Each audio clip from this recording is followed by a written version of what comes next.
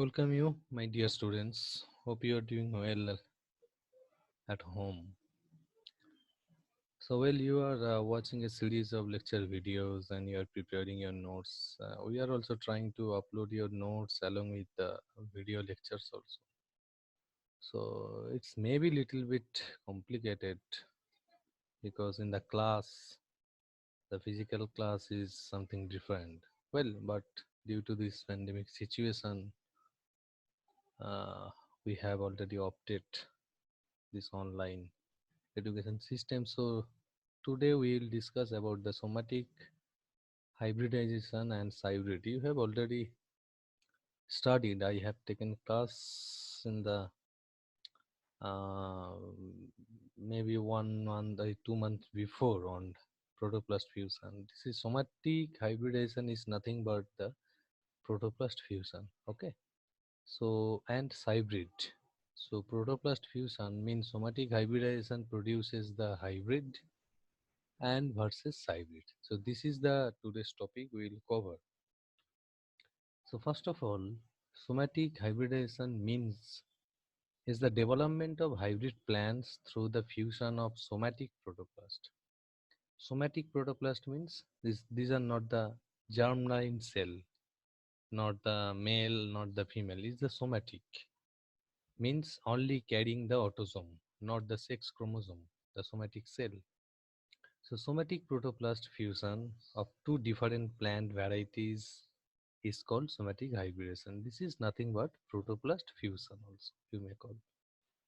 So this is a non-conventional genetic procedure involving fusion between isolated protoplast under in vitro condition means inside the laboratory artificial condition and subsequent development of their products.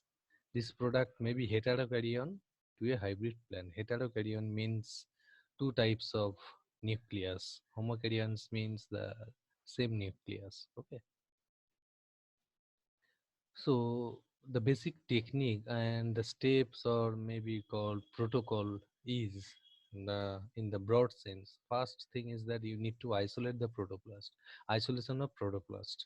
There are several protocols for protoplast isolation from leaf tissue, from root tissue, from apical tissues, from callus, from hypocotyle. These are the body parts from where you can extract the protoplast or isolate the protoplast using enzyme. Okay, so fusion, next is the fusion of the protoplast of desired species variety. This is the next step.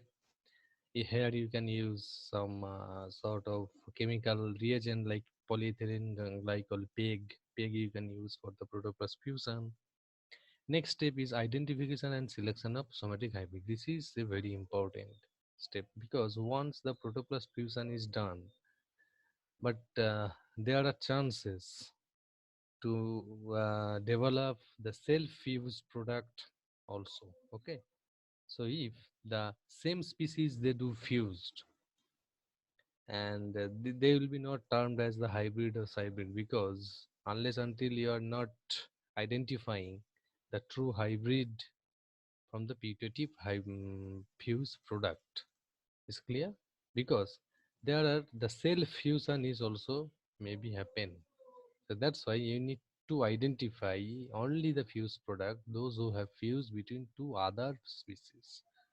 So there are sort of technique, there are some markers, there are some probe that we can use to detect the true hybrid. Then once it is identified, then culture of the hybrid cell on a artificial medium. Generally in plant we use the Murasaki and Skoog MS medium is the basal medium supplemented with different vitamin, nutrient, hormones, etc. Then we need to observe the regeneration of the hybrid plants. Regeneration means from the single protoplast to 2 cell, 2 to 4 cell, 4 to 8, likewise. And when it will make a tissues, then from the tissues, first shoot elongation will be there, then root elongation, then you need to transfer the plants for the hardening, then field trial. This is the overall thing. Okay. So here in the picture you can see is the basic protoplast fusion. Suppose if you consider This is a cell having the cell wall. You can see the thick cell wall. This is the vacuole, this is the nucleus, this is the cell wall, plant cell. So after treatment of enzyme, cocktail enzyme, cellulase and pectinase, suppose this cell wall contain pectin. That's why here they have used pectinase and cellulase for carbohydrate. So once it is treated, the cell is not like a protoplast, round shaped protoplast without cell wall. This is the plasma membrane. Plasma lemma is called. Okay. So without cell wall is the protoplast. So such two types of protoplast. Suppose parent B, here is parent A. Two types of plant protoplast. They using PEG. They fuse the cell membrane in fuse. Then cell division. There are two nucleus. The nuclear fusion means these two different nucleus will fuse and produce a recombinant type of nucleus. This is called a somatic hybrid cell. Okay, this is the overall procedure. So protoplast fusion is basically uh, categorized into two types. First is the spontaneous fusion, and second is the induced fusion. Spontaneous means by naturally, and induced means by artificial treatment. Okay, so spontaneous may be interspecific, intergeneric in the field condition, or induced means you have to perform inside the laboratory using chemofusion. Chemofusion means using chemical, mechanical fusion using mechanical force, electrofusion using the electric shock you can give it. Okay, so these are the types how protoplast fusion can be done. Generally, we use here the chemofusion using PEG, polyethylene glycol. We use the chemofusion. Now, the identification and selection of somatic hybrid cell. So this is very important. I have already told you. Once the fusion is done, the identification of somatic hybrid cell is very much important because there are the chances of getting self-fused product. To overcome this self-fused product, you need to identify the somatic hybrid cell. These are the some selection medium. So here in this context, I would like to say, so your protoplast should be treated with some other things like protoplast A is treated with heat shock, protoplast B treated with iodoacetamide. So individually they cannot grow because partially cell division is arrested due to the treatment is the heat shock and the iodoacetamide treatment. So once the fusion is happened, that means some recombination is occurred. So due to the recombination, new fused product will be identified on the media. So this is the basic technique. Okay. So identification and selection of somatic hybrids may be carried out in other things like using pigmentation, cytoplasmic markers, FITC, fluorescent thiocyanate, random isothiocyanate. These are the fluorescent dye you can use. Presence of chloroplast, nuclear staining, carbon fuchsin, acetocarbon, acetoarsine stain. So these are stain you can use to stain the nucleus, and then after fusion you can check in the fused product whether the nucleus is recombined or still alone or single.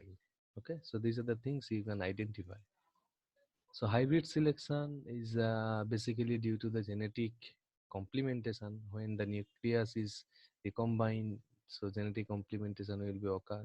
Phytotoxin is also a selection marker. Phytotoxin is, suppose a soybean, it is resistant, but whereas the GMS is sensitive. So if you do the fusion between soybean and GMS, then only GMS protoplast will not develop in the phytotoxin because it is sensitive.